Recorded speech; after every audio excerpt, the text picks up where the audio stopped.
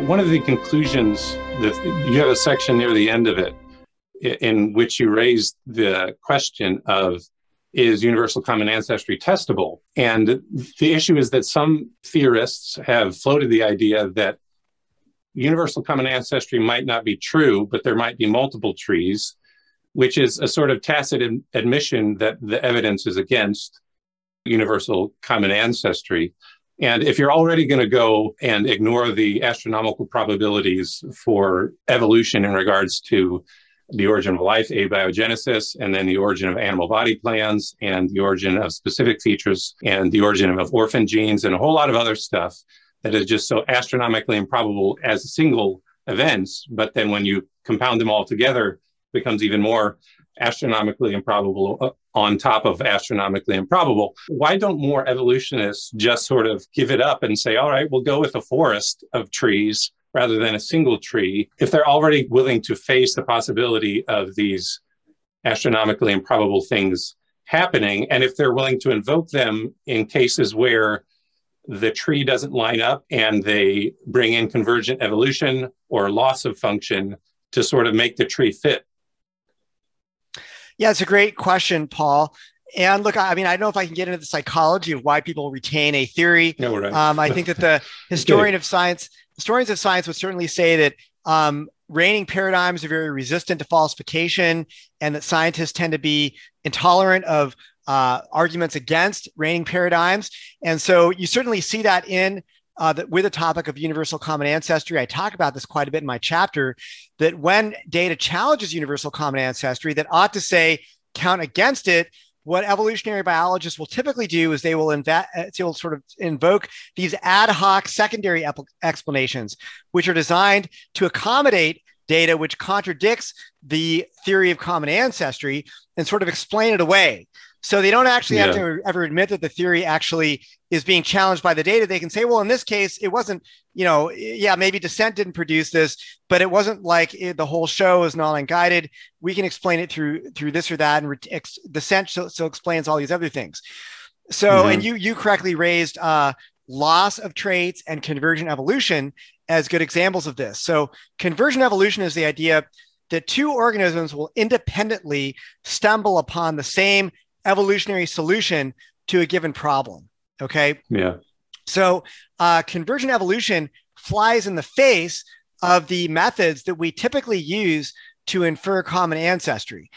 Usually the way we infer common ancestry is when we find functional biological similarity that is shared between two organisms or two species, we will say that the reason they share that similar trait is because they inherited it from a common ancestor. Okay. Yeah. But what happens when you find similar traits that are shared by organisms that are very distantly related, and you don't even think a common ancestor had that trait? So for example, let's consider eyes on humans and octopus, cephalopods. Okay. Yeah. Cephalopods have two eyes. Okay. Very much like us, but no one thinks that the common ancestor of humans and other vertebrates and cephalopods had two eyes. In fact, we don't even know if the common ancestor of humans and cephalopods, which are a kind of mollusk, we don't even know if it had eyes. Okay. Yeah. So the fact that we have two eyes and an octopus has two eyes is convergent evolution. We just by chance stumbled upon the same design. So here's an example where shared biological similarity is not the result of common ancestry. Okay. So we have to ask the question, well, does that mean that shared biological similarity is not necessarily in other cases? Yeah. What about the other cases? Does that mean that we can't always bank on shared biological similarity being a good indicator of common ancestry? And this becomes a real problem for evolutionary biologists when they try to reconstruct our phylogenetic trees. They have difficulty distinguishing similarity that is the result of common ancestry from similarity that might be the result of other processes like convergent evolution, like loss of traits. And there are a variety of other sort of ad hoc mechanisms that are used to explain away data that doesn't fit a tree.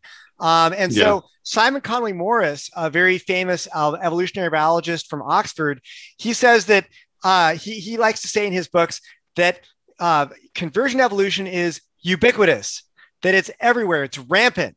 And he's right.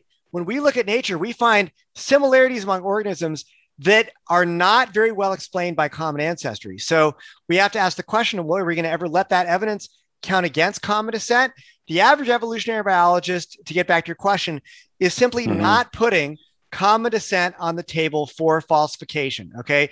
For whatever reasons, be they sociological or maybe scientific, maybe they don't think the evidence against common descent is very strong, or maybe they think certain lines of evidence trump others. So even if you have some evidence that challenges common descent, they think that other evidence shows it must be true, and they kind of stick to that. And so, whatever their reasons might be, or maybe they're just wedded to the idea. They really like the idea that they're related to bacteria and fungus.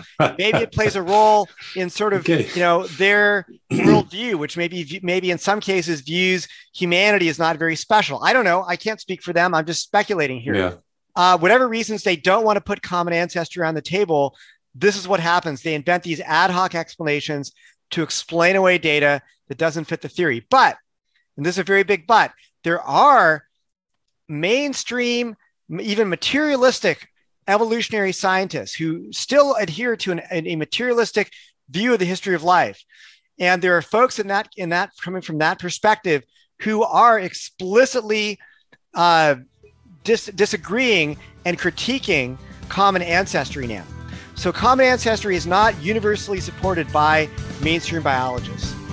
Thank you for listening. Credible Faith is a global missions-minded apologetics ministry with content available in 7 different languages across 7 websites: German, Russian, Italian, French, Spanish, Portuguese, and English. If you would like to support the global apologetics work of Credible Faith, go to crediblefaith.org and click on the donate icon. If you would like me to give an apologetics workshop or participate in a debate at your university, or if you would like me to give a Great Commission missions conference or apologetics conference at your church, get in touch with me through the Contact Us section of the Credible Faith website. You can also submit a request through the website to get Credible Faith's monthly email.